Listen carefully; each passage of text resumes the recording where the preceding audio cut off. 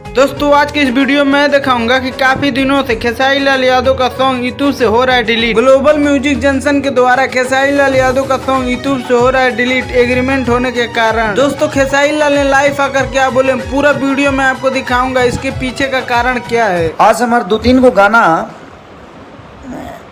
जो उनकी बहुत ज्यादा लोग प्यार देता ला, वो आज नवरात्र के पहला दिन ही कहीं से स्ट्राइक दोनों तीनों चारों कंपनी पे चल गई बा और ये हमारे संगे लगातार चीज होता है।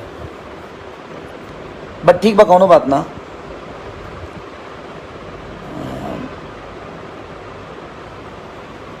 ओकरा कदी का कल जा सकता है, हम केहू के साथ गलत कैले नहीं किया। आज ले हम पढ़ल लिखल कम है, इस सभे जानता। हम व्यवहार पर ज़्यादा काम करीले, पेपर पर बहुत कमे काम करी। लेकिन पहली बार पेपर पर आदमी केहू के संगे जुड़ल, जब हमारा अंग्रेजी आवेला ना पता हो पेपर में का लिखा रहे। लेकिन जब आदमी एक दूसरे के साथे रहेला, जब प्यार मोहब्बत रहेला, तो पेपर ना देख पावेला कि चलो जब हम दिल के साफ बनी तो अगलो भी साफे हुई।